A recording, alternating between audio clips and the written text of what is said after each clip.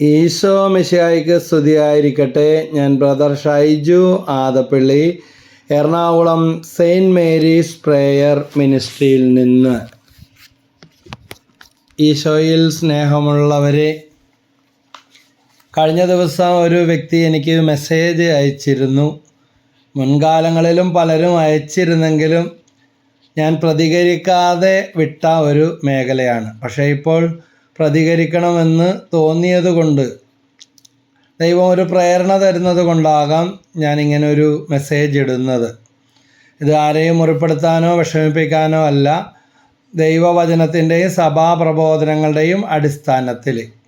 യോഹന്നാൻ 8:32 പറയുന്നു, നിങ്ങൾ സത്യം അറിയുകയും സത്യം നിങ്ങളെ സ്വതന്ത്രരാക്കുകയും ചെയ്യും.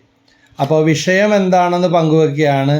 കുർബാന പ്രശ്നത്തെക്കുറിച്ച്, എറണാകുളം അങ്കമാലി രൂപത കുർബാന പ്രശ്നത്തെക്കുറിച്ച് ബ്രദറിന് എന്താണ് പറയാനുള്ളത് എന്നാണ് ആ മനുഷ്യൻ ചോദിച്ചത്. അപ്പോൾ ഞാനൊരു കൂപ്പുകൈ മാത്രമാണ് ഇട്ടത്. എങ്കിലും ഈ വിഷയം എൻ്റെ മനസ്സിൽ ഇങ്ങനെ കിടന്ന് മറിഞ്ഞുകൊണ്ടിരിക്കുകയായിരുന്നു. ഇപ്പോൾ ഇന്ന് രാവിലെ ഡോൺ ബോസ്കോയിൽ വിശുദ്ധ കുർബാന കഴിഞ്ഞു വന്നപ്പോൾ എനിക്ക് ഈ വീഡിയോ ചെയ്യണമെന്ന് തോന്നി. അപ്പോൾ അദ്ദേഹത്തിൻ്റെ ആത്മാവിൻ്റെ ആ പ്രേരണ കൊണ്ട് കിട്ടിയ ദൈവവചന സഭാപ്രബോധനങ്ങൾ, വിശുദ്ധരുടെ വെളിപ്പെടുത്തലുകൾ, ഇവയെ അടിസ്ഥാനപ്പെടുത്തി വിശുദ്ധ കുർബാനയെക്കുറിച്ച് എന്താണ് പറയുന്നത് എന്ന് ഒന്ന് പങ്കുവയ്ക്കുകയാണ്. 15-ാമത്തെ വയസ്സിൽ മരണമടഞ്ഞ് വിശുദ്ധനായി തീർന്ന കൊയർ ബാലന്മാരുടെ മധ്യസ്ഥനായ വിശുദ്ധ ഡൊമിനിക് സാവിയോയുടെ ചരിത്രത്തിൽ നിന്ന് ആരംഭിക്കാം. ഒരിക്കൽ ഒരു വൈദികൻ വിശുദ്ധ കുർബാന കൊണ്ടുപോകുന്ന സമയത്ത് ഒരു പട്ടാളക്കാരൻ അലക്ഷ്യമായിട്ട് വിശുദ്ധ കുർബാനയോട് ആദരവില്ലാത്ത രീതിയിൽ റോഡിൽ നിൽക്കുന്നത് കണ്ടപ്പോൾ വിശുദ്ധ ഡൊമിനിക് സാവിയോ, അതായത് വെറും 15-ാമത്തെ വയസ്സിൽ മരണപ്പെട്ടു, പക്ഷെ ആ പ്രായത്തിനുള്ളിൽ അഗാധമായ വിശുദ്ധിയിലും ദൈവഭക്തിയിലും ജീവിച്ച ഈ വിശുദ്ധ ഡൊമിനിക് സാവിയോ ആ പട്ടാളക്കാരൻ്റെ മുമ്പിൽ തൻ്റെ തൂവാല റോട്ടിൽ വിരിച്ചു കൊടുത്തിട്ട് അതിൽ മുട്ടുകുത്തുവാൻ അയാളെ ആംഗ്യം കാണിച്ചു. അപ്പോൾ ഒരു കൊച്ചുകുട്ടി തന്നെ തൻ്റെ അറിവ് തിരുത്തി തന്നതിന് അയാൾക്ക് നാണം തോന്നി. തൂവാല നോക്കാതെ തന്നെ അയാൾ ആ റോഡിൽ മുട്ടുകുത്തി ഈശോയെ ആരാധിച്ചു. അപ്പോൾ നമ്മൾ മാത്രമല്ല, മറ്റുള്ളവരെ കൂടെ ഈശോയിലേക്ക് പിന്തിരിപ്പിക്കുക എന്നുള്ളത് വിശുദ്ധ കുർബാനയിൽ അടിസ്ഥാന ഭക്തിയുള്ള ഓരോ മനുഷ്യരുടെയും കടമയാണ്. ആരും ആർക്കും ഇടർച്ചയോ ഉതപ്പോ ഉണ്ടാക്കാതിരിക്കുക, മാക്സിമം വിശുദ്ധ കുർബാനയോടുള്ള ഭക്തി നിലനിർത്തുകയും ആ ഭക്തിയിൽ മറ്റുള്ളവരെ ജീവിപ്പിക്കാനും എപ്പോഴും പരിശ്രമിച്ചുകൊണ്ടിരിക്കുക എന്നത് ഓരോ വിശ്വാസിയുടെയും ക്രൈസ്തവൻ്റെയും കടമയാണ്. അപ്പോൾ വിശുദ്ധ ഡൊമിനിക് സാവിയോയുടെ ചരിത്രത്തിൽ തന്നെ പറയുന്നത്, അദ്ദേഹം ഓരോ ദിവസവും ഞായർ മുതൽ ശനിയാഴ്ച വരെ, ഞായർ, തിങ്കൾ, ചൊവ്വ, ബുധൻ, വ്യാഴം, വെള്ളി, ശനി, ഇങ്ങനെ ഓരോ ദിവസങ്ങളിലും ഞായറാഴ്ച വിശുദ്ധ തൃത്വത്തിൻ്റെ സ്തുതിക്ക് വേണ്ടി കുർബാന കാഴ്ചവെച്ചിരുന്നു. നമുക്കിവിടെ ഒരു റിവിഷൻ, ആത്മശോധന ചെയ്യാനുള്ള ഒരു അവസരമാണ്.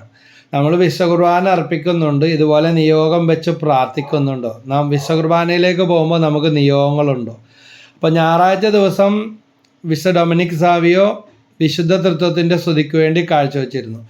തിങ്കളാഴ്ച ദിവസം ആധ്യാത്മികവും ലൗകികവുമായ സഹായം ചെയ്യുന്നവർക്ക് വേണ്ടി, പ്രേക്ഷിത വേലകൾ ചെയ്യുന്നവർക്ക് വേണ്ടി. മൂന്നാമത് ചൊവ്വാഴ്ച ദിവസം അദ്ദേഹത്തിൻ്റെ പേരിന് കാരണമായ പുണ്യവാന്റെയും കാവൽ മാലാഖമാരുടെ സ്തുതി. നമുക്കെല്ലാവർക്കും ഉണ്ട് പേരിൻ്റെ വിശുദ്ധന്. ഇപ്പം എൻ്റെ പേര് ഷൈജെന്ന് വീട്ടിൽ വിളിക്കും, ഷൈജു ജോർജ് എന്ന് ഒഫീഷ്യലായിട്ട് വിളിക്കും. ഫ്രാൻസിസ് ജോർജ് എന്നാണ്, ഫ്രാൻസിസ് എന്നാണ് മാമോദീസ നാമം, മാമോദീസ പേര്. അപ്പോൾ വിശുദ്ധ ഫ്രാൻസിസ് അസീസിയെ ഞാൻ മധ്യസ്ഥനായിട്ട് സ്വീകരിക്കും. വിശുദ്ധ ഫ്രാൻസിസ് അസീസിയുടെ ചരിത്രം എടുത്ത് വായിച്ചു. നമ്മുടെയൊക്കെ പേരിലുള്ള വിശുദ്ധന്മാരുടെ ചരിത്രം പോലും നമുക്കറിയാം, ആരെയും കുറ്റപ്പെടുത്തുകയില്ല. അറിയില്ല എങ്കിൽ അതെങ്കിലും ഒന്ന് നമ്മൾ മനസ്സിലാക്കുക. അതുപോലെ നമുക്കെല്ലാവർക്കും അവരുടെ മാതൃക അനുസരിക്കാൻ സാധിക്കണം. നമ്മുടെ പേരിൻ്റെ വിശുദ്ധം, മേരി എന്നും പറഞ്ഞിട്ട് പേര്, ജോസഫ് എന്നും പറഞ്ഞിട്ട് പേര്, വർഗീസ് എന്നും പറഞ്ഞ് പേര്. പക്ഷേ ഈ വിശുദ്ധന്മാരായിട്ട് ഒരു ബന്ധമില്ലാതെ ജീവിക്കുന്നെങ്കിൽ അവരെ നാണം കെടുത്തുന്ന, അവരുടെ പേര് മോശം. നമ്മുടെ കാരണന്മാർ പറയും, നീ നമ്മുടെ കുടുംബ പേര് അല്ലെങ്കിൽ ഞങ്ങളുടെ പേര് മോശമാക്കുകയാണ്. അതായത് പത്രത്തിൽ ഒരാൾ ഏതെങ്കിലും തെറ്റുകൾക്ക് പിടിക്കപ്പെട്ട് കഴിഞ്ഞാൽ അയാളുടെ പേര് വരുന്നത് ഇന്ന വീട്ടിൽ ഇന്നയാളുടെ മകൻ, ഇന്നയാളുടെ ഭാര്യ, ഇന്നയാളുടെ ഭർത്താവ് എന്നൊക്കെ പറഞ്ഞ് ഒന്നും ചെയ്യാത്ത നിരപരാധിയുടെ പേര് പോലും വരാറുണ്ട്. അതുപോലെ ഒരു പ്രമാണത്തിൽ എഴുതുമ്പോൾ ഇപ്പം ഇന്നലെ ഞാനൊരു ഫോം പൂരിപ്പിച്ചതാണ്. അപ്പോൾ ആദപ്പള്ളി, എൻ്റെ അപ്പച്ചൻ മരിച്ചുപോയി, ആദപ്പള്ളി ജോയിയുടെ മകൻ ഷൈജു ജോർജ് എന്നും പറഞ്ഞാൽ അതിൽ പൂരിപ്പിക്കണം. മരിച്ചുപോയി എന്ന് പറഞ്ഞിട്ട് കാര്യമില്ല, ഇന്നയാളുടെ മകൻ എന്ന് പറയണം. അപ്പോൾ പേരിന് കാരണമായ പുണ്യവാൻ്റെ കാൽമാലയുടെ സ്തുതിക്കായി കുർബാന അർപ്പിക്കുന്നു. പിന്നെ ബുധനാഴ്ച ദിവസം പാപികളുടെ മാനസാന്തരത്തിനും വ്യാകുല മാതാവിൻ്റെ സ്തുതിക്ക് വേണ്ടി. നോക്കിയ മാതാവിനോട് നല്ല ഭക്തിയുള്ള ഒരു വിശുദ്ധനായിരുന്നു. വിശുദ്ധരെല്ലാം പരിശുദ്ധ അമ്മയോട് ഭക്തിയുള്ളവരായിരുന്നു. ഇന്ന് ചിലർക്കൊക്കെ ബുദ്ധിയിൽ അന്ധകാരം വ്യാപിച്ച് മാതാവിന് അലർജി, അവിടെ തീർന്ന് തകർച്ചയുടെ ആരംഭം അവിടെ തുടങ്ങിയാണ്. വ്യാഴാഴ്ച ദിവസം ശുദ്ധീകരണ സ്ഥലത്തെ ആത്മാക്കൾക്ക് എല്ലാ സ്വത്തും പണവും അവകാശവും ജോലിയും ബാങ്ക് ഡിപ്പോസിറ്റും നോമിനിയായിട്ടൊക്കെ എല്ലാം മേടിച്ചെടുക്കും. പക്ഷെ മരിച്ചവർക്ക് വേണ്ടി പ്രാർത്ഥിക്കാനോ ഒരു 10 വയസ്സ് അനത ചൊല്ലിക്കാനോ ഒരു കുർബാന ചൊല്ലിക്കാനോ പോലും അവരുടെ പേരിലുള്ളത് മുഴുവൻ തല്ലുപിടിച്ചും കേസ് പറഞ്ഞും വഴക്ക് പറഞ്ഞും മേടിക്കുക. എന്നിട്ട് അനുഭവിക്കാൻ പറ്റുമോ? അവരവരുണ്ടാക്കിയതും കൂടെ നഷ്ടപ്പെടുന്ന എത്രയോ കഥകൾ അറിയാൻ പറ്റും. അതുകൊണ്ട് മരിച്ചവർക്ക് വേണ്ടി പ്രാർത്ഥിക്കുക എന്നതൊരു നമ്മുടെ പ്രധാനപ്പെട്ട കടമയാണ്. ബലിയർപ്പിക്കുമ്പോഴെല്ലാം വിശുദ്ധ അഗസ്റ്റിനോട് സ്വന്തം അമ്മ മോനിക്ക പുണ്യവതി പറഞ്ഞ ഇതാണ്: മകനെ, നീ എനിക്ക് വേണ്ടി വേറെ ഒന്നും ചെയ്യണ്ട. എൻ്റെ മരണശേഷം നീ ബലിയർപ്പിക്കുമ്പോൾ വിശ്വകുർബാനയിൽ പങ്കെടുക്കുമ്പോഴെല്ലാം ഈ അമ്മയെ ബലിപീഠത്തിൽ ഓർത്താൽ മതിയെന്ന്. എത്ര നല്ലൊരു പ്രബോധനമാണ്. ഇന്ന് ഇതാണോ നമ്മൾ പറയുന്നതും പഠിപ്പിക്കുന്നതും? എല്ലാവരും ബിടെക്കുകാരും MBAക്കാരനും ആക്കാൻ നോക്കിയിട്ട് ഇപ്പോൾ ഒത്തിരി അമ്മമാരൊക്കെ വിളിക്കുന്നുണ്ട്. വീട്ടിൽ കയറി ഇരിപ്പാ, മുറിയിൽ നിന്ന് ഇറങ്ങുന്നില്ല, ഇൻ്റർവ്യൂവിന് പോകാൻ പോലും മടി, പോയത് കിട്ടാത്തത് കൊണ്ട് വാശി. അതുപോലെ ലഹരി മൊബൈലിനൊക്കെ അടിമയായിട്ടുള്ള അവസ്ഥ. എഡ്യൂക്കേഷണൽ ലോണൊക്കെ എടുത്തിട്ട് അതൊന്നും അടക്കാൻ പോലും ഉത്തരവാദിത്വമില്ല. മാതാപിതാക്കൾ തന്നെ കഷ്ടപ്പെട്ട് തീരുന്ന അവസ്ഥ. അപ്പോൾ നമ്മുടെ വിഷയം അതല്ലല്ലോ. വെള്ളിയാഴ്ച ദിവസം ഈശോ മിശിഹായുടെ പീഡാനുഭവത്തെക്കുറിച്ച്, നമ്മളോടുള്ള അനന്തമായ സ്നേഹത്തെ പ്രതി ഈശോ സഹിച്ച കുരിശുമരണ പീഡാനുഭവങ്ങൾ, പാപികളുടെ മാനസാന്തര ആത്മാക്കളുടെ രക്ഷയ്ക്കും വേണ്ടി കാഴ്ചവെച്ച് പ്രാർത്ഥിച്ചു നോക്കി അഴിയാത്ത കെട്ടുകൾ തന്നെ അഴിയും.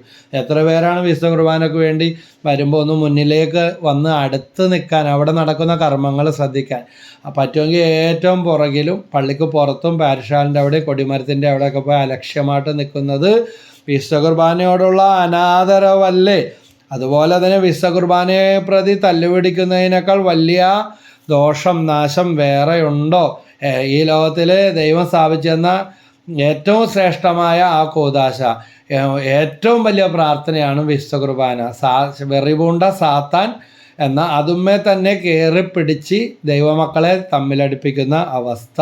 കുറേയൊക്കെ മാറ്റങ്ങളും വിട്ടുവീഴ്ചയൊക്കെ വന്നിട്ടുണ്ട്, കോലാഹലങ്ങളൊക്കെ അടങ്ങിത്തുടങ്ങി. എങ്കിലും ഇത് പൂർണ്ണമായിട്ട് പരിഹരിക്കപ്പെടണം. കാരണം കൂദാശകളുടെ ഒരു കൂദാശയാണ് വിശുദ്ധ കുർബാന. വൈദികനാവുന്നത് ശവമെടുക്കാനോ ഇടവക രജിസ്റ്റർ കൈകാര്യം ചെയ്യാനോ ഇടവകയിൽ എത്ര വീടുണ്ടോ അത് വെഞ്ചരിക്കാനോ അതൊക്കെ ചെയ്തോട്ടെ. ഏറ്റവും പ്രധാനപ്പെട്ട വൈദികൻ്റെ കടമ വിശുദ്ധ കുർബാന അർപ്പിക്കുക എന്നുള്ളതാണ്. അതാണ് വിളി. അപ്പോൾ ശനിയാഴ്ച ദിവസം പരിശുദ്ധ കന്യാമറിയത്തിൻ്റെ സ്തുതിക്കായിട്ട് കാഴ്ചവെക്കുന്നു. ഇതായിരുന്നു. അതുപോലെ ഈ വിശുദ്ധ കുർബാനമായി ഒരു വൈദികൻ ഏതെങ്കിലും രോഗിയുടെ അടുക്കലേക്കോ രോഗിലേപനം കൊടുക്കാനോ ഒക്കെ പോകുന്നത് കണ്ടാൽ മണ്ണോ ചെളിയോ മുള്ളോ ഒന്നും വകവെക്കാതെ അവിടെ മുട്ടുകുത്തും. വെറും 15-ാമത്തെ വയസ്സിൽ അദ്ദേഹം മരിച്ചു. വിശുദ്ധനായിട്ട് അവരോധിക്കപ്പെട്ടു. മാർച്ച് 9-നാണ് 1857 മാർച്ച് 9-നാണ് ഈ ലോകത്തോട് യാത്ര പറഞ്ഞത്. 1950 മാർച്ച് 5-ന് ഡൊമിനിക് സാവിയോയെ വാഴ്ത്തപ്പെട്ടവനായി 1954 ജൂൺ 12-ന് വിശുദ്ധനായും പ്രഖ്യാപിച്ചു. അപ്പോൾ ഇത്ര പെട്ടെന്ന് തന്നെ ദൈവത്തിൻ്റെ കൃപയാൽ ഇങ്ങനെ ഒരു വിശുദ്ധനായി അവരോധിക്കപ്പെട്ടത് വിശുദ്ധ കുർബാനയോടുള്ള അകൈതവമായ ഭക്തിയാണ്. വെറും 15-ാമത്തെ വയസ്സിൽ പാപത്തേക്കാൾ മരിക്കുന്നതാണ് നല്ലത്. പൗലോസികായുടെ വാക്കുകളെ പിഞ്ചൊന്നുകൊണ്ട് വിശുദ്ധ ഡൊമിനിക് സാവിയോ ഒരു ബാലനാണെന്ന് ഓർക്കണം. 15-ാമത്തെ വയസ്സിൽ മരിച്ചു. അദ്ദേഹത്തിൻ്റെ പ്രതിജ്ഞ തീരുമാനം ഇതായിരുന്നു: പാപത്തേക്കാൾ മരണം. ഇന്ന് നമുക്ക് വിശുദ്ധ കുർബാനയോടുള്ള നിന്ദനമോ അവഹേളനമോ എന്തായാലും ഞാൻ പിടിച്ച മുയലിന് 4 ചെവി എന്ന് പറഞ്ഞാൽ അതെല്ലാം വിട്ടുവീഴ്ച ചെയ്യാനും മാറ്റങ്ങൾ വരുത്താനും വിശുദ്ധമായവ വിശുദ്ധിയോടെ ചെയ്യുന്നവർ വിശുദ്ധരാകും എന്ന വചനത്തിൽ പറയുന്നത്. അപ്പം വിശ്വകുർബാനയോടുള്ള അഗൈതവമായ ഭക്തി നഷ്ടപ്പെടാതെ കാര്യങ്ങൾ കൈകാര്യം ചെയ്ത് എളിമയിൽ പരിഹരിക്കപ്പെടണം. 1 കൊറിന്തോസ് 11-ാം അധ്യായം 27 മുതൽ 30 വരെയുള്ള വാക്യങ്ങളിൽ പറയുന്നുണ്ട്, തന്മൂലം ആരെങ്കിലും അയോഗ്യതയോടെ കർത്താവിൻ്റെ അപ്പം ഭക്ഷിക്കുകയും പാത്രത്തിൽ നിന്ന് പാനം ചെയ്യുകയും ചെയ്താൽ അവൻ കർത്താവിൻ്റെ ശരീരത്തിനും രക്തത്തിനുമെതിരെ തെറ്റ് ചെയ്യുന്നു. അയോഗ്യത, ഭിന്നത, ശത്രുത, വെറുപ്പ്, തർക്കങ്ങൾ ഇതെല്ലാം കർത്താവിൻ്റെ ശരീര രക്തത്തിനെതിരെ വീണ്ടും യേശുവിനെ കുരിശിൽ തറക്കുന്നതിന് തുല്യമാണ്. തുടർന്ന് വചനം പറയുന്നു, അതിനാൽ ഓരോരുത്തരും ആത്മശോധന ചെയ്തതിന് ശേഷം ഈ അപ്പം ഭക്ഷിക്കുകയും പാത്രത്തിൽ നിന്ന് പാനം ചെയ്യുകയും ചെയ്യട്ടെ. എന്തുകൊണ്ടെന്നാൽ ശരീരത്തെ വിവേചിച്ചറിയാതെ ഭക്ഷിക്കുകയും പാനം ചെയ്യുകയും ചെയ്യുന്നവൻ തൻ്റെ തന്നെ ശിക്ഷാവിധിയാണ് ഭക്ഷിക്കുന്നതും പാനം ചെയ്യുന്നത്. നിങ്ങളിൽ പലരും രോഗികളും ദുർബലരും ആയിരിക്കുന്നതിനും ചിലർ മരിച്ചു പോയതിനും കാരണം ഇതാണ്. എത്ര വലിയ ദോഷമാണ്, എത്ര വലിയ തകർച്ചയാണ് വിശുദ്ധ കുർബാനയോടുള്ള അനാദരവ് വരുത്തി വെക്കുന്നത്. പ്രത്യേകിച്ച് വിജാതീയര് പോലും ഏറെ ബഹുമാനത്തോടെ ആദരവോടെ മുട്ടുകുത്തുന്ന, ബഹുമാനിക്കുന്ന, പ്രാർത്ഥിക്കുന്ന ഈ കൂദാശയോട് ഒരു ഭക്തിയും ആദരവും ഇല്ലാതെ പള്ളിയിൽ കിടന്ന് തമ്മിൽ വഴക്കുണ്ടാക്കുക, പള്ളിക്ക് പുറത്ത് സമരം ചെയ്യുക, സോഷ്യൽ മീഡിയകളിലൂടെ എല്ലാം വിശുദ്ധ കുർബാനയോട് അനാദരവുണ്ടാക്കുന്ന രീതിയിൽ കാര്യങ്ങൾ കൈകാര്യം ചെയ്യപ്പെടുന്ന അവസ്ഥകൾ എത്രയോ മോശമാണ് എന്ന് തിരിച്ചറിയാനായിട്ട് പരസ്പരം അനുരഞ്ജനത്തിലൂടെ പ്രശ്നങ്ങൾ പരിഹരിക്കപ്പെടുവാൻ ഉള്ള ഒരു പരിശ്രമങ്ങൾ ഉണ്ടാകേണ്ടത് ഒട്ടും വിദൂരത്തല്ല. അതിന് പരിഹാരം ചെയ്തു പോലും മുന്നോട്ട് പോകാനായിട്ട് സാധിക്കണം. യുവജന മതബോധന ഗ്രന്ഥത്തിൽ 208 ഇപ്രകാരം പറയുന്നുണ്ട്, യേശുക്രിസ്തു തൻ്റെ ശരീര രക്തങ്ങൾ തന്നെ നമുക്ക് നൽകുന്ന കൂദാശയാണ് വിശുദ്ധ കുർബാന അഥവാ ദിവ്യകാരുണ്യം. നാം നമ്മെ തന്നെ സ്നേഹത്തിൽ അവിടത്തേക്ക് നൽകാനും വിശുദ്ധ സംസർഗത്തിൽ, അതായത് കുർബാന സ്വീകരണത്തിൽ എന്താണ്, നാം നമ്മെ തന്നെ സ്നേഹത്തിൽ, നമ്മുടെ വിശുദ്ധ കുർബാന കൂട്ടായ്മകളിൽ എന്തുണ്ട്? സ്നേഹമുണ്ടോ? തർക്കവും ഭിന്നതയും വെറുപ്പുമാണോ? കുർബാന സ്വീകരണത്തിൽ അവിടുത്തോട് ഐക്യപ്പെടാനും വേണ്ടിയാണ് അപ്രകാരം ചെയ്യുന്നത്. അങ്ങനെ നാം ക്രിസ്തുവിൻ്റെ ഏക ശരീരത്തോട്, സഭയോട് ഐക്യപ്പെടുന്നുവെന്ന് യുവജന മതബോധന ഗ്രന്ഥം 208 പഠിപ്പിക്കുന്നുണ്ട്. അത് തിരിച്ചറിയാനായിട്ട് നമുക്ക് സാധിക്കുന്നുണ്ടോ? വീണ്ടും വിശുദ്ധ ഫ്രാൻസിസ് ഡി സാലസ് വിശുദ്ധ കുർബാനയെക്കുറിച്ച് പറയുന്നുണ്ട്, വിശുദ്ധ കുർബാനയിൽ നാം കർത്താവുമായിട്ട് ഒന്നിക്കുന്നു, ഭക്ഷണ ശരീരവുമായി ഒന്നിക്കുന്നത് പോലെ നമുക്ക് പരസ്പരം വിശുദ്ധീകരിച്ച് അനുസരണത്തിലും എളിമയിലും ഒത്തൊരുമയിലും പരിഹരിക്കപ്പെടാവുന്ന പ്രശ്നങ്ങളേ ഉള്ളൂ. പരിഹരിക്കപ്പെടാൻ പറ്റാത്തതൊന്നും ഉണ്ടായിട്ടില്ല. അപ്പോൾ വിശുദ്ധ കുർബാനയിൽ നാം കർത്താവുമായിട്ട് ഒന്നിക്കുന്നു. ഒന്നിപ്പിക്കുന്ന ഈ കൂദാശയിൽ ഭിന്നിപ്പിക്കുന്ന അവസ്ഥയാണോ ഇന്നുണ്ടായിക്കൊണ്ടിരിക്കുന്നത്?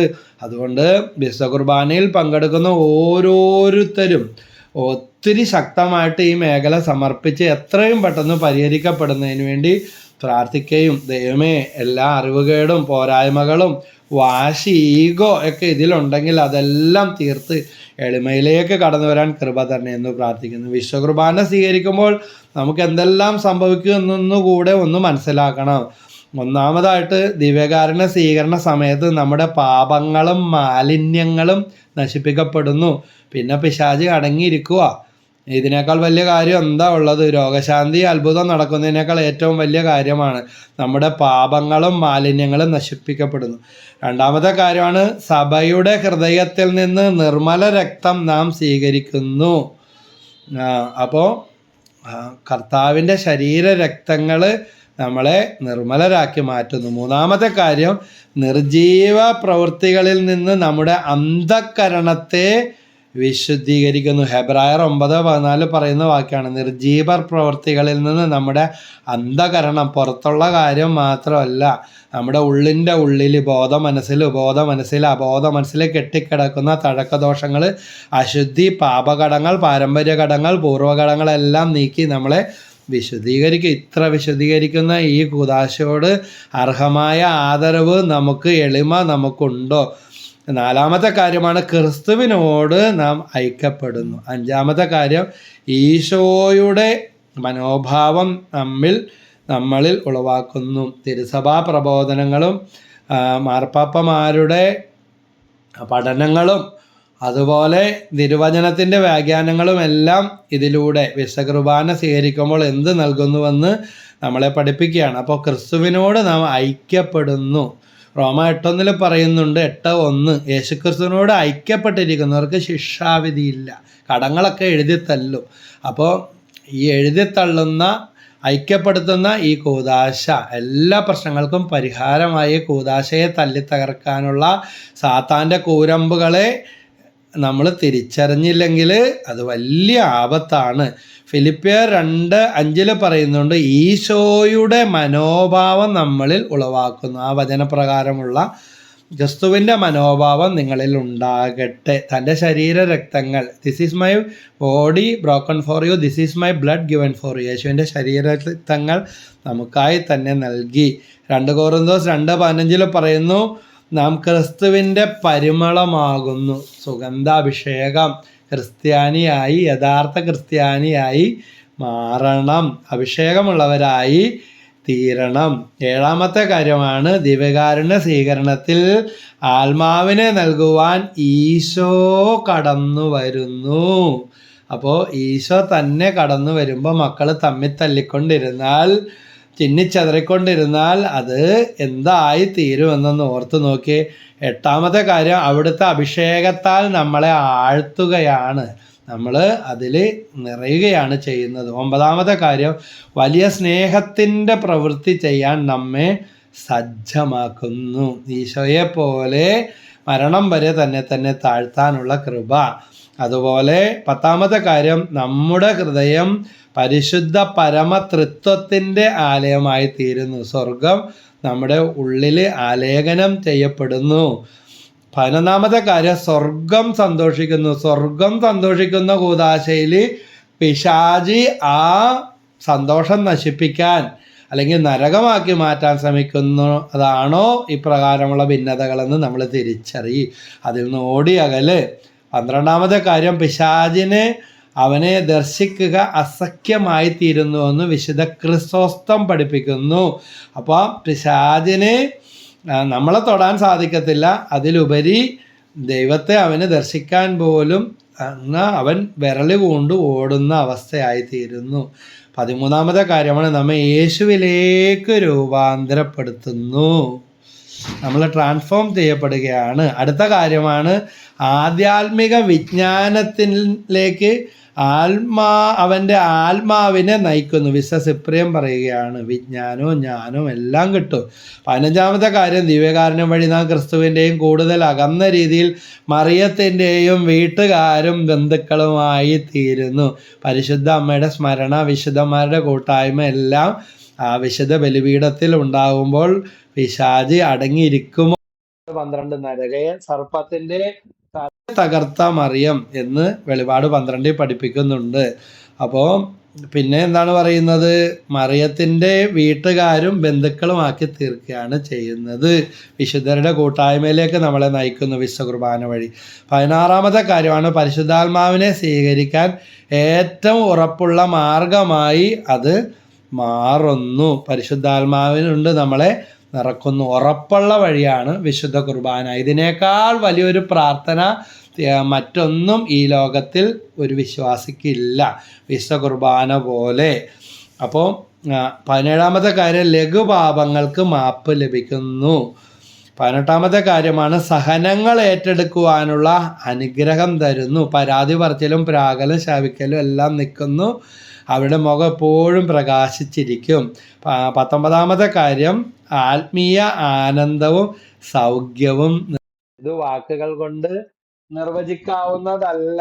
ഒരു പാട്ടിൽ പാടൂല, ആഴങ്ങളിൽ അറിഞ്ഞു നിന്ദിയ സ്നേഹം നിറഞ്ഞതലോടലായി എന്നുമേശുവേ. ആത്മീയ സന്തോഷം കിട്ടും, സൗഖ്യം നിറയും, രോഗശാന്തി കിട്ടും. ഇന്ന് ധ്യാനങ്ങളിലും നൊവേനകളിലും ഒക്കെ ഓരോ നൊവേനയോടനുബന്ധിച്ച് വിശുദ്ധ കുർബാന അതിൻ്റെ കേന്ദ്രഭാഗമാണ്. രോഗശാന്തി ഏറ്റവും കൂടുതൽ ലഭിക്കുന്നത് കണ്ടിട്ടുള്ളത് വിശുദ്ധ കുർബാന മധ്യയും വിശുദ്ധ കുർബാനയുടെ ആരാധന മധ്യയുമാണ്. അപ്പോൾ 20ാമത്തെ കാര്യം, ശാരീരിക രോഗങ്ങളിൽ നിന്നുള്ള വിടുതൽ ലഭിക്കുന്നു. ഇനി ഒരിക്കലും മാറില്ല, മരുന്നില്ല എന്നൊക്കെ പറഞ്ഞ രോഗശാന്തികളൊക്കെ വിശുദ്ധ കുർബാനയുടെ മധ്യേ ലഭിക്കുന്നതായിട്ട് കണ്ടിട്ടുണ്ട്. പ്രത്യേകിച്ച് രോഗീലേപനം ഒടുക്കത്ത എന്നൊക്കെ നമ്മൾ പറയും. കൊടുക്കപ്പെട്ട രോഗികൾ വിശുദ്ധ കുർബാന സ്വീകരിച്ചു കഴിഞ്ഞപ്പോൾ ജീവിതത്തിലേക്ക് തിരിച്ചു വന്ന വൈദ്യശാസ്ത്രത്തെ പോലും അത്ഭുതപ്പെടുത്തിയ സംഭവങ്ങൾ നേരിട്ടറിയാം. 21ാമത്തെ കാര്യമാണ് ശുദ്ധീകരണ സ്ഥലത്തിലെ ബന്ധുവിൻ്റെയോ സുഹൃത്തിൻ്റെയോ മോചനം. ഓരോ വിശുദ്ധ കുർബാനയിലും അനേക ശുദ്ധീകരണ ആത്മാക്കൾ കയറിപ്പോകും. 22ാമത്തെ കാര്യം, ഈശോയുടെ 2ാം വരവിൽ ലഭിക്കുന്ന പ്രത്യേക പരിഗണന ലഭിക്കും. വിശുദ്ധ കുർബാന അനുദിനം സ്വീകരിക്കുന്നവരുടെ ആത്മാക്കൾ നശിച്ചു പോവുകയില്ല എന്നുള്ള വാഗ്ദാനം ഓർക്കുക. അത് വിശുദ്ധിയോടെ സ്വീകരിച്ചാൽ. 23ാമത്തെ വാക്യം, ദൈവത്തിന് നമ്മോടുള്ള ഇഷ്ടം വർദ്ധിക്കുന്നു. 24ാമത്തെ വാക്യം, നന്മരണം ലഭിക്കുന്നു. ഒരുക്കമുള്ളവരായിട്ട് മരിക്കാനായിട്ട് സാധിക്കുന്നു. എൻ്റെ അപ്പനും അമ്മയൊക്കെ മരിക്കുന്ന ദിവസം പോലും എനിക്ക് എടുത്തു പറയാൻ സാധിക്കും, രണ്ടുപേരും മരിച്ചുപോയി. എൻ്റെ പെങ്ങളും മരിച്ചുപോയി. വിശുദ്ധ കുർബാന സ്വീകരിച്ച് ആണ് ഇവരൊക്കെ മരിച്ചത്. സ്വർഗത്തിലേക്കുള്ള പാതേയമായി വിശുദ്ധ കുർബാന അവരെ നയിച്ചു എന്ന് എനിക്ക് ഉറപ്പായിട്ട് പറയാനായിട്ട് സാധിക്കും. നന്മരണം ലഭിക്കുന്നു. അതുപോലെ കുറേ നാളുകളായി പ്രാർത്ഥിച്ചുകൊണ്ടിരുന്ന 25ാമത്തെ കാര്യം, പ്രാർത്ഥിച്ചുകൊണ്ടിരുന്ന ഒരു അനുഗ്രഹം സാധ്യമാവുന്നു. ചില രോഗങ്ങൾ വരുമ്പോൾ കുറച്ച് മരുന്ന് കഴിച്ചാൽ മതി. പക്ഷേ ചില വലിയ രോഗങ്ങൾ വരുമ്പോൾ കൂടുതൽ ശസ്ത്രക്രിയയും വലിയ കട്ടിയുള്ള മരുന്നുകളും ആവശ്യമാവുന്നത് പോലെ വിശുദ്ധ കുർബാന അനുദിനം സ്വീകരിക്കുന്നത് വഴി അസാധ്യമായ കാര്യങ്ങളും പഴക്കമുള്ള കാര്യങ്ങളൊക്കെ സാധിച്ചു കിട്ടും. അതുകൊണ്ടാണ് മരിച്ചിട്ട് പോയവർക്ക് വേണ്ടി കുർബാന ചൊല്ലിക്ക്, വിവാഹ തടസ്സം മാറാൻ കുർബാന ചൊല്ലിക്ക്, ജീവിച്ചിരിക്കുന്ന മാനസാന്തരമില്ലാത്ത ആൾക്ക് വേണ്ടി കുർബാന ചൊല്ലിക്കുന്നതൊക്കെ ഞാൻ എൻ്റെ അടുക്കൽ പ്രാർത്ഥിപ്പിക്കാനായിട്ട് വരുന്നവരെ കൊണ്ട് ചെയ്യിക്കാറുണ്ട്. അതിൻ്റെ സാക്ഷ്യങ്ങളും അവർ വിളിച്ചും വന്നും ഒക്കെ പറയാറുണ്ട്. അപ്പോൾ ഇത് നിങ്ങൾക്കൊരു പ്രചോദനമായി തീരട്ടെ. ആ കുർബാനയും വെച്ച് തല്ലുപിടിക്കാൻ പോയാൽ ദൈവം പോലും പൊറുക്കില്ലെന്നേ എനിക്ക് പറയാനുള്ളൂ. അതുകൊണ്ട് ഇതൊക്കെ ചില അശ്രദ്ധ കൊണ്ടോ ചില ഈഗോ കൊണ്ടോ ചില അഹങ്കാരങ്ങൾ കൊണ്ടോ എളിമപ്പെടാനുള്ള സന്നദ്ധക്കുറവ് കൊണ്ടോ അനുദിനമുള്ള രമ്യതക്കുറവ് കൊണ്ടോ ഒക്കെ വന്നുപോയ കാര്യങ്ങൾ എത്രയും പെട്ടെന്ന് പരിഹരിക്കപ്പെടാതെ പറയാനുള്ളൂ. 26ാമത്തെ കാര്യം, ഭാവി നന്മകളുടെ സമ്പാദ്യം നേടിത്തരുന്നു. 1 കൊറിന്തോർ 2:9 പറയുന്നുണ്ട്, ദൈവം സ്നേഹിക്കുന്നവർക്കായി ഒരുക്കിയിരിക്കുന്നവ മനുഷ്യൻ്റെ കണ്ണ് കാണുകയോ കാത് കേൾക്കുകയോ ഹൃദയം ഗ്രഹിക്കുകയോ ചെയ്തില്ല. ഈ ജീവിതത്തിൽ മാത്രമല്ല, നിത്യജീവിതത്തിലേക്ക് ആവശ്യമായത് കൂടെ ഒരു വിശ്വാസിക്കും അവരുടെ കുടുംബത്തിനും ലഭിക്കും. വീണ്ടും 27ാമത്തെ വാക്യം, മാരക പാപങ്ങളിൽ നിന്ന് സംരക്ഷിക്കുന്നു. പാപത്തിൽ വീഴാതിരിക്കാൻ ചില മാറാത്ത രോഗങ്ങൾക്ക് ഒറ്റമൂലി മരുന്നുകൾ കൊടുത്ത് മാറ്റാറുണ്ട്. ഇതുപോലെ രോഗപ്രതിരോധ ശക്തി ലഭിക്കാനുള്ള ബൂസ്റ്റർ ഡോസുകൾ കൊടുക്കാറുണ്ട് രോഗം വരാതിരിക്കാൻ. നമുക്കൊക്കെ കുഞ്ഞുനാളിൽ പോളിയോക്കുള്ള വാക്സിനും അതുപോലെ കോവിഡിൻ്റെ ഡോസും ബൂസ്റ്റർ ഡോസും ഒക്കെ നമുക്ക് വാക്സിനൊക്കെ കിട്ടി. ഇതുപോലെ പല രോഗങ്ങൾക്കും കിട്ടിയത് കൊണ്ടാണ് പണ്ടൊക്കെ പറഞ്ഞ് പ്രമാദമായി കേട്ടിരുന്ന പല രോഗങ്ങളും, ക്ഷയരോഗങ്ങൾ, പോളിയോ, അങ്ങനെയുള്ള പല രോഗങ്ങളും ഇന്ന് വിട്ടകന്ന് നിൽക്കുന്നത് അതിൻ്റെയൊക്കെ വാക്സിനുകൾ സ്വീകരിച്ചിട്ടുള്ളവരാണ് നമ്മളിൽ പലരും.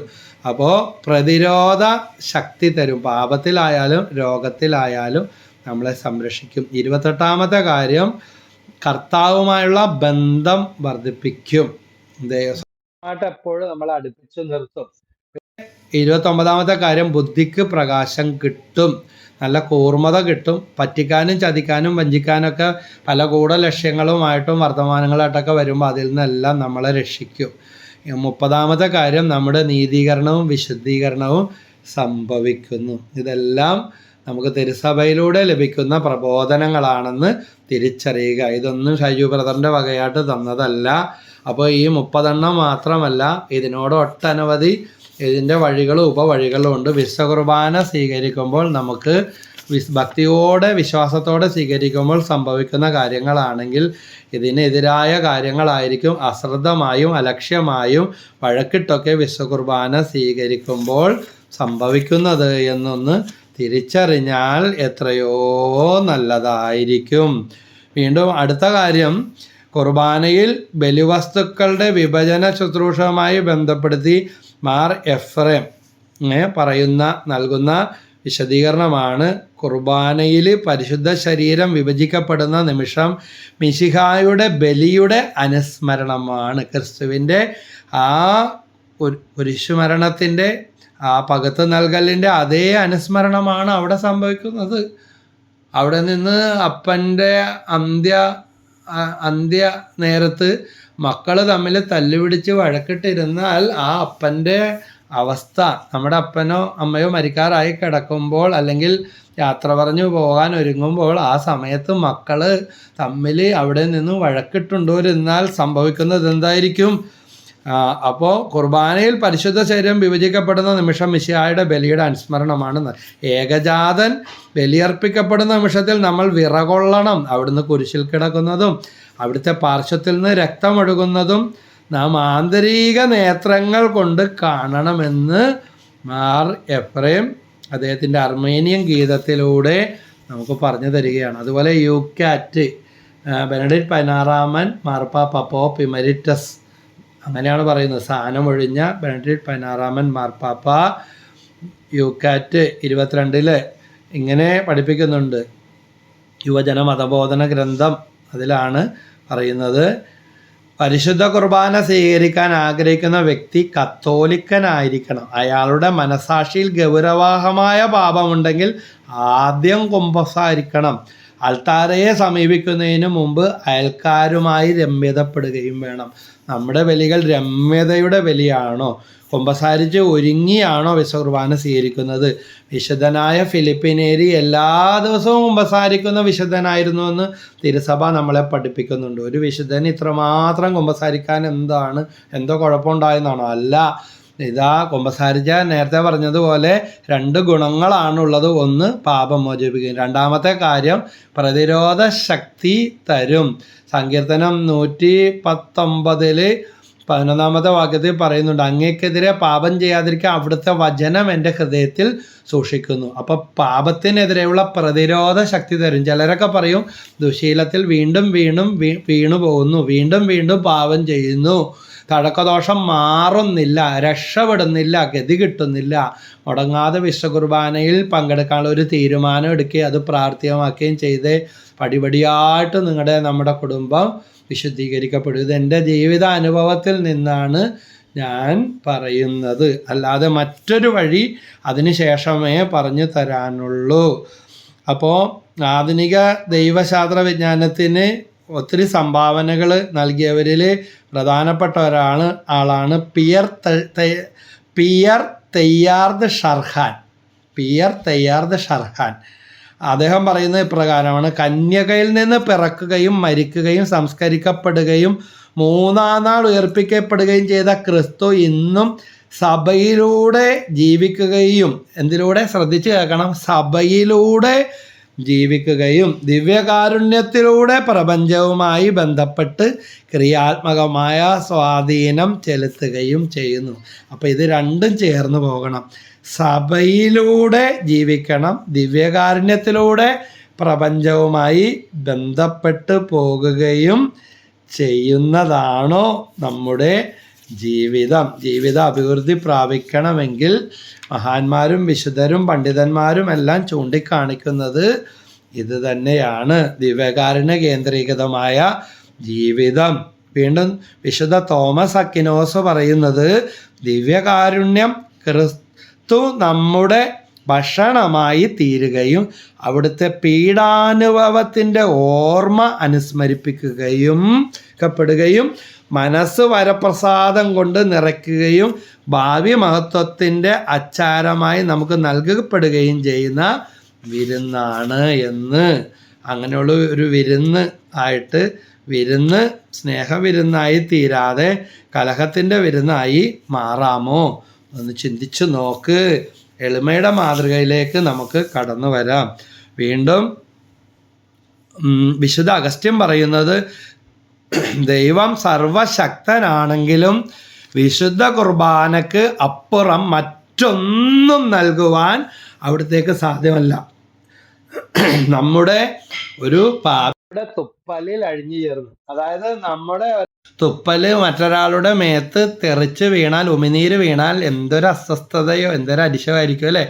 എന്നാൽ ഇതാ നമ്മുടെ ഉമിനീരിൽ അലിഞ്ഞു ചേർന്ന് നമ്മുടെ ഉള്ളിലേക്ക് ഇറങ്ങുന്ന അത്ര ചെറുതായി അത്ര അലിയുന്ന ഒടേ തമ്പുരാനേക്കാൾ വലിയ ആൾക്കാരായി തർക്കവും ഭിന്നതയും വെച്ചുകൊണ്ടിരിക്കുന്നത് നല്ലതാണോ? ദൈവം തന്നെ ഇത്രയും തന്നെ താഴ്ത്തുന്ന കൂദാശയിൽ. അപ്പോൾ വിസകസിൻ്റെ വാക്കുകൾ, ദൈവം സർവശക്തനാണെങ്കിലും വിശ്വ കുർബാനക്കപ്പുറം മറ്റൊന്നും നൽകുവാൻ അവിടത്തേക്ക് സാധ്യമല്ല. ദൈവം സർവജ്ഞാനിയാണെങ്കിലും വിശ്വ കുർബാനയിൽ കൂടുതൽ തരുന്നത് എങ്ങനെയെന്ന് അവിടത്തേക്ക് അറിയില്ല. ദൈവം സമ്പൽ സമൃദ്ധനാണെങ്കിലും വിശ്വ കുർബാനയിൽ കൂടുതൽ സമൃദ്ധിയിൽ തരുവാൻ അവിടത്തേക്ക് അറിയില്ല. തങ്ങളുടെ ഒരു സ്ഥലം വിറ്റുപോകാതെ പ്രാർത്ഥിക്കാനായിട്ട് വന്ന, കരാറ് മുടങ്ങിയും പോയി, രജിസ്ട്രേഷൻ ചെയ്ത് കിട്ടാനായിട്ടുള്ള പൈസയും ഇല്ല, മറിച്ച് കൊടുക്കാൻ വേണ്ടി മേടിച്ചതാണ്. ഒരു കുടുംബ ഭാര്യയും ഭർത്താവും കൂടെ വന്നപ്പോൾ ഞാൻ അവരോട് പറഞ്ഞു, പോകുന്ന വഴി അവർ കൗൺസിലിംഗ് ഒക്കെ എടുത്ത് പ്രാർത്ഥിച്ചിട്ടാണ് പോയത്. പ്രാർത്ഥിക്കാനുള്ള വചനവും പറഞ്ഞു കൊടുത്തു. പോകുന്ന വഴി പൊന്നുരുന്നി കപ്പച്ചൻ ആശ്രമത്തിൽ സാധിക്കുമെങ്കിൽ ഈ ഒരു നിയോഗം വെച്ച് നിങ്ങളുടെ കുടുംബത്തിന് വേണ്ടി ഒരു കുർബാന ചൊല്ലിക്കാൻ. അപ്പോൾ ഒരു കുടുംബം മുഴുവൻ ഒരു വർഷത്തേക്കെന്ന് പറഞ്ഞാൽ കപ്പച്ചിൻ കുർബാന സഖ്യമുണ്ട്. അങ്ങനെ ചെയ്ത് 500 രൂപ മറ്റോ ആണ്. അപ്പോൾ ഒരു വർഷം മുഴുവൻ ഇടക്കിടക്ക് ഒരു കുർബാന ചൊല്ലി ഈ നിയോഗം വെച്ച് ചൊല്ലിച്ചിട്ട് പോയപ്പോൾ അവർ വിളിച്ചു പറഞ്ഞത്, ആ വീട്ടിൽ ചെന്ന് പേപ്പർ വായിച്ചുകൊണ്ടിരിക്കുമ്പോൾ അടുത്തെവിടെയെങ്കിലും സ്ഥലം കൊടുക്കാനുണ്ടോ എന്ന് അപ്പുറത്തെ പറമ്പ് കാണാൻ വന്ന ആൾ, ഇതുകൂടാതെ നിങ്ങളുടെ അറിവിലോ പരിചയത്തിലോ ഉണ്ടോ എന്ന് ചോദിച്ചു വന്ന് അവിടെ നിന്ന് ഏതാനും കിലോമീറ്റർ അപ്പുറത്തുള്ള ഇവരുടെ മുടങ്ങിക്കിടക്കുന്ന വസ്തു കാണാനിടയാകുകയും അതിൻ്റെ ഉടമസ്ഥനോട് ഇവർ തന്നെ സംസാരിച്ചപ്പോൾ ഇവർ വിചാരിച്ചത് ഇത് പ്രശ്നത്തിലേക്ക് പോകും, കരാറ് മുടങ്ങിക്കിടക്കുകയാണല്ലോ എന്ന്. അയാൾ ഇവർ പറയുന്ന രീതികൾക്ക് തയ്യാറായി. അങ്ങനെ നല്ലൊരു ലാഭം കിട്ടി, തീർക്കേണ്ട പ്രശ്നങ്ങൾ എല്ലാം തീർത്തു എന്ന് ഓടി വന്ന് സാക്ഷ്യപ്പെടുത്തിയത് ഞാൻ ഓർക്കുകയാണ്. അപ്പോൾ നേരിട്ടുള്ള ഇതുപോലത്തെ അനുഭവങ്ങളുണ്ട്. ചില കുടുംബങ്ങൾ മരിച്ചവർക്ക് വേണ്ടി നിരന്തരം കുർബാനകൾ അർപ്പിക്കപ്പെടുകയും അങ്ങനെ ഗ്രിഗോറിയം മാസമൊക്കെ ചൊല്ലി പ്രാർത്ഥിക്കുമ്പോൾ കെട്ടുകൾ അഴിഞ്ഞ ഒത്തിരി അനുഭവങ്ങൾ നേരിട്ടറിയാം. ഇനി പൈസ കൊടുത്ത് കുർബാന ചൊല്ലിക്കലല്ല, അത് പറ്റണവർ ചൊല്ലിച്ചോ. കുർബാനയിൽ നമ്മൾ ഭക്തിയോടെയും ഒരുങ്ങിയും കുമ്പസാരിക്കാതെയും കുടുംബസമേതവും പങ്കെടുക്കാതെ ചൊല്ലാൻ ഏൽപ്പിച്ചിട്ട് കൊണ്ട് എന്ത് കാര്യം? അങ്ങനെയാണെങ്കിൽ പണം കൊണ്ട് സ്വർഗം നേടാൻ എല്ലാവർക്കും പറ്റുമല്ലോ. അപ്പോൾ നമ്മൾ അനുദപിച്ച് ഒരുങ്ങി പ്രാർത്ഥിക്കുമ്പോൾ കുർബാനയിൽ മുടങ്ങാതെ പങ്കെടുക്കുമ്പോൾ ജീവിച്ചിരിക്കുന്നവർക്കും മരിച്ചു പോയവർക്കും അരമണിക്കൂർ, 3/4 മണിക്കൂർ, 1 മണിക്കൂറിലൊക്കെ മാക്സിമം വിശുദ്ധ കുർബാന തീരും ഇട ദിവസങ്ങളിൽ. അപ്പോൾ നമ്മുടെ 24 മണിക്കൂറിൽ സമയത്തിൻ്റെ ഒരു ദശാംശം എന്ന നിലയിൽ കുർബാനയ്ക്ക് വേണ്ടി മാറ്റി വെച്ച് ഈ ലോകത്തെ ഏറ്റവും വലിയ പ്രാർത്ഥനയാണ്. കൊന്ത ചൊല്ലലോ വ്യക്തിപരമായ പ്രാർത്ഥനയോ യൂട്യൂബിൽ വചനം കേൾക്കലോ നല്ല കാര്യം. അത് സമയത്തിൻ്റെ ദശാംശം തന്നെയാണ്. സമ്പത്തിൻ്റെ ദശാംശം പോലെ തന്നെ സമയത്തിൻ്റെ ദശാംശം കൊടുക്കുന്ന ഭാഗമായിട്ട് വിശുദ്ധ കുർബാനയ്ക്ക് വേണ്ടി എല്ലാ ദിവസവും ഒന്ന് കാഴ്ച വെക്കാമോ? ശനിയാഴ്ചയും ഞായറാഴ്ചയും മാത്രം വിശുദ്ധ കുർബാനയ്ക്ക് പങ്കെടുക്കുന്ന ആ ദിവസങ്ങൾ അവർക്ക് സൗകര്യമുണ്ട്. അങ്ങനെയുള്ളവരെയും എനിക്കറിയാം. ചിലരൊക്കെ അവർ മരിക്കുന്നതാണ് വേദം എന്ന് പറയുന്നത്. അതായത് കുർബാനക്ക് പോകാതെ പോയാൽ ഭയങ്കര അസ്വസ്ഥതയാണ്. അതുകൊണ്ട് ദിവസവും വിശുദ്ധ കുർബാന കൂടുന്നവർ ഉണ്ട്. പോകാൻ പറ്റിയില്ലെങ്കിൽ അന്ന് ലീവ് എടുക്കും എന്ന് പറയുന്നവരൊക്കെ കണ്ടിട്ടുണ്ട്. അത്ര തീക്ഷ്ണതയാണ്. അപ്പോൾ വിശുദ്ധ ഫ്രാൻസിസ് അസീസി പഠിപ്പിക്കുന്നു, സ്വർഗീയ സിംഹാസനത്തിൽ നിന്ന് കന്യകയുടെ ഉദരത്തിലേക്ക് വന്നപ്പോൾ എന്നതുപോലെ ഈശോ അനുദിനം സ്വയം എളിമപ്പെടുത്തുന്നു. എല്ലാ ദിവസവും അവിടുന്ന് നമ്മിലേക്ക് വരുന്നു. ഇത് വിശുദ്ധ കുർബാനയിൽ കൂടെയാണ് ഈശോ നമ്മിലേക്ക് അപ്പത്തിൻ്റെ രൂപത്തിൽ നമ്മുടെ ഉള്ളിലേക്ക്, നമ്മുടെ ഹൃദയത്തിലേക്ക്, നമ്മുടെ ഭവനത്തിലേക്ക്, നമ്മുടെ കൂടെ സക്കേവുസിൻ്റെ ഭവനത്തിലേക്ക് വന്നതുപോലെ വിശുദ്ധ കുർബാന സ്വീകരിക്കുന്ന വ്യക്തിയുടെ കൂടെ ഈശോ കടന്നു വരികയാണെന്ന് തിരിച്ചറിയാൻ സാധിക്കുന്നുണ്ടോ? ലൂക്കാ 19:9 ഇന്ന് ഈ ഭവനത്തിന് രക്ഷ ലഭിച്ചിരിക്കുന്നു. ഇതാ സിക്കമോർ വൃക്ഷത്തിൽ കയറി ഈശോയെ കാണാൻ വേണ്ടി ഇരുന്ന സക്കേവൂസിനെ കർത്താവ് പേര് ചൊല്ലി വിളിച്ചിറക്കി. കർത്താവിൻ്റെ കൂടെ ഒരുപാട് പേരുണ്ട്, പക്ഷേ ആരും കാണാത്ത സക്കേവൂസിനെ ഈശോ കണ്ടു. സിക്കമോർ വൃക്ഷത്തലപ്പുകൾക്കിടയിലൂടെ ഒളിച്ചിരുന്ന് ഈശോയെ നോക്കിയ സക്കേവൂസിനെ കാണുന്നു. നമ്മളെയും ആരും കാണാത്തപ്പോഴും നമ്മുടെ പ്രശ്നങ്ങൾ ആരും അറിയാത്തപ്പോഴും അറിഞ്ഞ് നാണം കെട്ടിരിക്കുമ്പോഴും ഇതാ കർത്താവ് നമ്മെ നോക്കുന്ന കൂദാശയാണ് വിശുദ്ധ കുർബാന. സക്കേവൂസിനെ പേര് ചൊല്ലി വിളിച്ച് സക്കേവൂസിൻ്റെ ഭവനത്തിലേക്ക് ഈശോ വന്ന് അവൻ്റെ ഭവനത്തിൽ വന്ന് കർത്താവ് ആ വിരുന്നിൽ പങ്കുചേരുകയാണ്. ഇന്ന് വിശുദ്ധ കുർബാനയാകുന്ന വിരുന്നിലേക്ക് നമ്മുടെ കുടുംബത്തെ ഈശോ ക്ഷണിച്ചിട്ട് സമയമില്ല. പലരും പറയുന്ന കാര്യം ഇതാ, വിശുദ്ധ അൽഫോൻസുകാർ പറയുന്നുണ്ട്, എനിക്ക് സമയമില്ല എന്ന് പറയുന്നതാണ് മനുഷ്യൻ ഈ ലോകത്തിൽ പറയുന്ന ഏറ്റവും അഹന്തയുള്ള വാക്ക്. അതുപോലെ ആഴ്ചയിലൊരിക്കലെങ്കിലും ധ്യാനമൊക്കെ കൂടിയവർ ഒരു കൂട്ടായ്മയിൽ പങ്കെടുക്കുന്നത്, നമ്മുടെ കിട്ടിയ വചനവും പ്രാർത്ഥനയൊക്കെ മാസത്തിലൊരിക്കലായാൽ അത് ഇത്തിരി കൂടുതലാണ്, ആഴ്ചയിലൊരിക്കലെങ്കിലും ആയാൽ ഏറ്റവും നല്ലത്. ആ തീഷ്ണത, ഞാനൊക്കെ 34 വർഷമായിട്ട് വചനത്തിലേക്ക് കടന്നു വന്നിട്ട് ഇത് ഇപ്പോഴും ഈ ശുശ്രൂഷ ചെയ്തുകൊണ്ട് പോകാൻ സാധിക്കുന്നതിൻ്റെ ശക്തി അന്നു മുതൽ ഇന്ന് വരെ കൂട്ടായ്മകളിലൊക്കെ പങ്കെടുക്കുകയും കൂട്ടായ്മയിൽ കൂടെ വചനം കേട്ട് രാത്രി ആരാധന, നൈറ്റ് വിജിലി, ഞാൻ ഉറക്കത്തിൻ്റെ അടിമയായിരുന്നു, പക്ഷേ ഞാനത് രാത്രി ആരാധനകളിൽ പങ്കെടുത്ത് ദിവ്യകാരുണ്യ ആരാധന, വിശുദ്ധ കുർബാന, അതുപോലെ വിശുദ്ധ ദിവ്യകാരുണ്യം എഴുന്നള്ളിച്ച് വെച്ചിരിക്കുന്ന ഇപ്പം നമ്മുടെ കലൂര് വിശുദ്ധ അന്തോണീസ് പുണ്യാളൻ്റെ പള്ളിയുണ്ട്, അതുപോലെയുള്ള സ്ഥലങ്ങളിലൊക്കെ സാധിക്കുമ്പോൾ ദിവ്യകാരുണ്യ ആരാധനയിൽ പോയിരുന്ന് പ്രാർത്ഥിക്കും. എന്തൊരു സന്തോഷമാണെന്ന് അറിയാം. എനിക്കൊരു മനുഷ്യനെ അറിയാം, ഒരു ധ്യാനവും കൂടിയല്ല, ആ മനുഷ്യൻ എല്ലാ ദിവസവും കുർബാനക്ക് പോയി എല്ലാം തകർന്നു പോയ മനുഷ്യൻ ഒരു ദിവ്യകാരുണ്യ ആരാധന കേന്ദ്രത്തിൽ പോയിരുന്നു പ്രാർത്ഥിച്ച് കീറിപ്പറഞ്ഞ ഷർട്ടും കടങ്ങൾ കൊണ്ട് തിങ്ങി എല്ലാ വഴി അടഞ്ഞിരിക്കുന്ന അവസ്ഥ എനിക്ക് നേരിട്ടറിയാവുന്ന വ്യക്തിയാണ്. ഇന്ന് കൃത്യമായിട്ട് ദശാംശമൊക്കെ കൊടുക്കുന്ന ദൈവം ഒരുപാട് ആ കുടുംബത്തെ ഉയർത്തി, എല്ലാം നശിച്ചു പോയിട്ട് ദിവ്യകാരുണ്യ ആരാധനയിൽ പോയിരുന്ന എല്ലാ ദിവസവും പ്രാർത്ഥിക്കാൻ തുടങ്ങി. നല്ല സമാധാനം കിട്ടി, അഭിവൃദ്ധി കിട്ടി, കടങ്ങൾ മാറി, വഴികളൊക്കെ ഒരുക്കി കിട്ടി. പിന്നീടാണ് ധ്യാനമൊക്കെ കൂടി ഇന്ന് ഒരു ധ്യാന കേന്ദ്രത്തിലെ പ്രോഗ്രാം കോർഡിനേറ്ററായി അദ്ദേഹം പ്രേക്ഷിത വേല കൂടെ ചെയ്തുകൊണ്ടിരിക്കുന്നു. അപ്പം അങ്ങനെയുള്ള വ്യക്തികൾ, ദിവ്യകാരുണ്യ കേന്ദ്രീകൃതമായ ജീവിതം. അതുപോലെ 2ാം വത്തിക്കാൻ കൗൺസിൽ ആരാധനാക്രമത്തിൽ 2:47 ഇപ്രകാരം പറയുന്നുണ്ട്: വിശുദ്ധ കുർബാന സ്നേഹത്തിൻ്റെയും കൂദാശയും ഐക്യത്തിൻ്റെ അടയാളവും ഉപവിയുടെ ഉടമ്പടിയുമാണ്. ഉടമ്പടി, കൃപാസന ധ്യാനേന്ദ്രത്തിൽ പോയിട്ട് ഉടമ്പടി എടുക്കുന്നവർ ഉണ്ട്. അതിനെക്കുറിച്ച് അനുകൂലമായും പ്രതികൂലമായും പറയുന്നവരുണ്ട്. അവിടെ നിൽക്കട്ടെ. എന്തായാലും ദൈവവുമായിട്ട് ഇസ്രായേൽ ജനത്തെ ചേർത്ത് നിർത്തിയ കവനൻ്റ് ലവ്, ഉടമ്പടിയുടെ സ്നേഹം. അപ്പോൾ കൃപാസന ഉടമ്പടിയെക്കുറിച്ച് മറ്റൊരു വീഡിയോ ചെയ്തിട്ടുണ്ട്.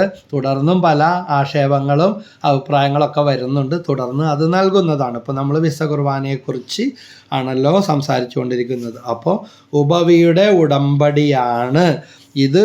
ഒരു പെസഹാ വിരുന്നും കൂടിയാണ്. അതിൽ ക്രിസ്തു നമ്മുടെ ഭക്ഷണമായി തീരുകയും നമ്മുടെ ആത്മാവ് ദൈവവരപ്രസാദം കൊണ്ട് നിറയുകയും ഭാവി മഹത്വത്തിന് ഇത് അച്ചാരമായി ഭവിക്കുകയും ചെയ്യുന്നു. അപ്പോൾ ഐക്യത്തിൻ്റെ അടയാളവും ഉപവിയുടെ ഉടമ്പടിയുമാണ്. ഉപവിക്ക് മേലെ വേറെ ഒന്നുമില്ല, ഉപവി പ്രവൃത്തി അല്ലേ?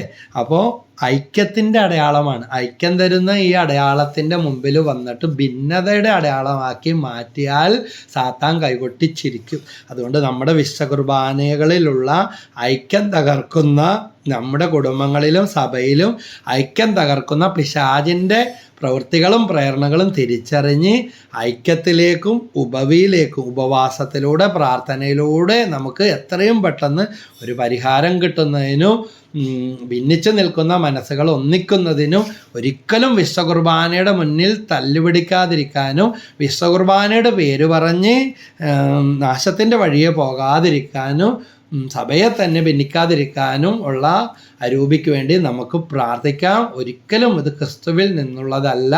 ഇറ്റലിയിലെ ലാൻസിയാനോ എന്ന് പറഞ്ഞ സ്ഥലത്ത് ഒരു വൈദികൻ വിശുദ്ധ കുർബാന സംശയ മനസ്ഥിതിയോടെ അർപ്പിച്ചപ്പോൾ കർത്താവിൻ്റെ യഥാർത്ഥ ശരീരവും രക്തവുമായി മാറുകയും ഇന്നും കേടുകൂടാതെ സൂക്ഷിക്കപ്പെടുകയും ചെയ്യുന്നുവെന്ന് ലോകത്തെ തിരുസഭ അംഗീകരിച്ച ദിവ്യകാരുണ്യ മഹാത്ഭുതങ്ങളിൽപ്പെട്ട ഒരു കാര്യമാണെന്ന് നമ്മളിൽ പലരും ചിലപ്പോൾ ഇതിന് ബ്രദർ പറയുന്നതിന് മുമ്പേ മനസ്സിലാക്കിയിട്ടുണ്ടാവും. ഇപ്പോഴും അത് കേടുകൂടാതെ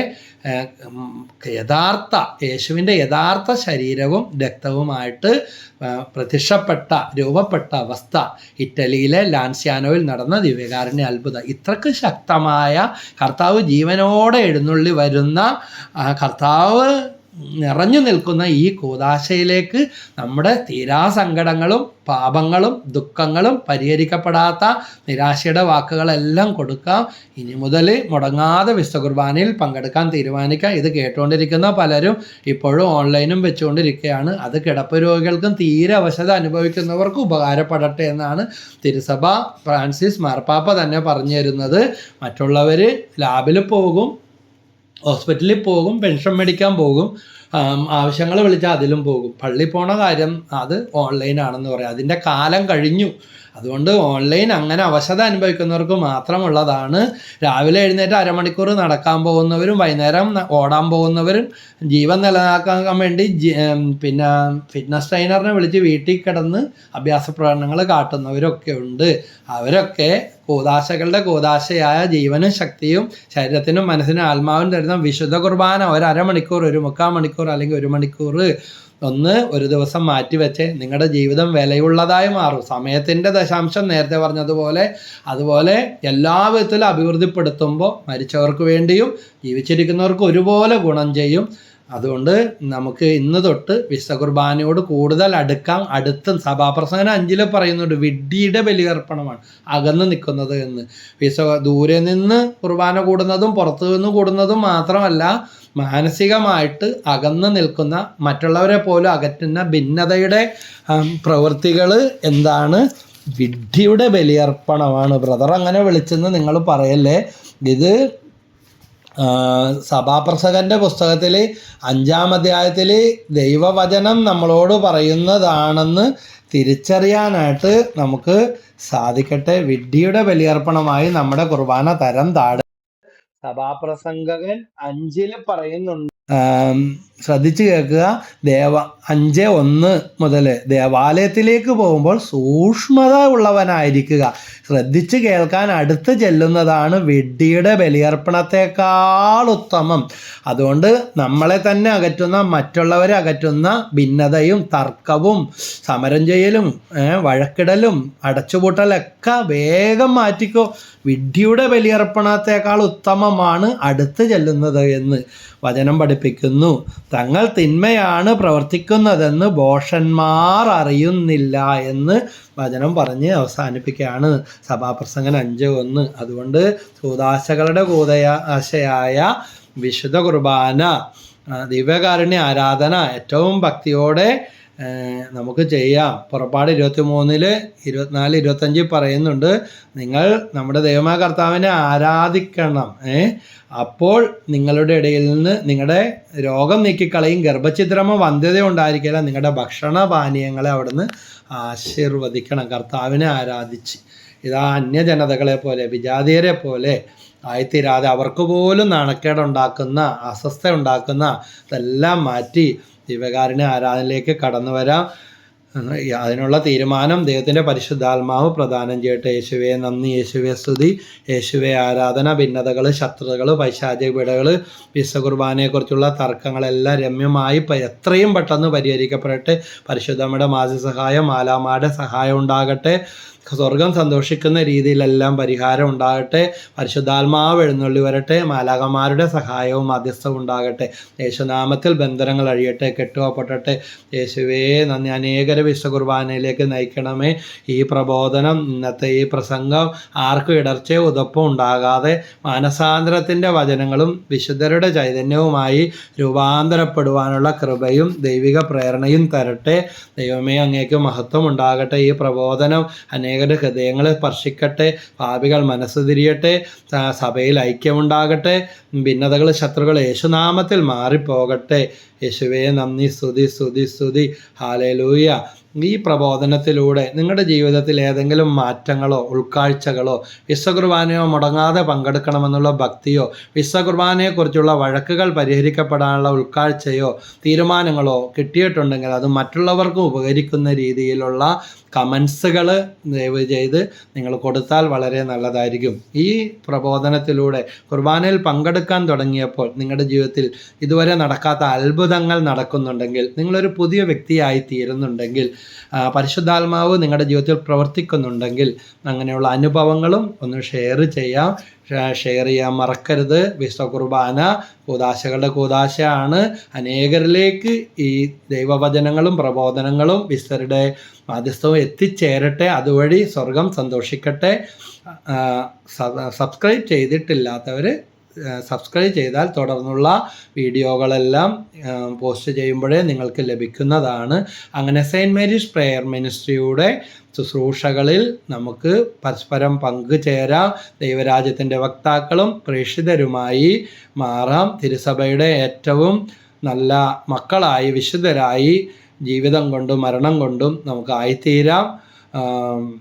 വിശുദ്ധ സിപ്രിയൻ പഠിപ്പിക്കുന്നു, തിരുസഭ മാതാവാകുമ്പോഴാണ് ദൈവം നമ്മുടെ പിതാവാകുന്നത്. അപ്പോൾ ഷെയർ ചെയ്യുക, സബ്സ്ക്രൈബ് ചെയ്യുക, കമൻറ്റുകൾ അയക്കുക, നിങ്ങളുടെ പ്രാർത്ഥനാ നിയോഗങ്ങളും അയക്കുക. മുടക്കം കൂടാതെ കുർബാനയിൽ പങ്കെടുക്കുക.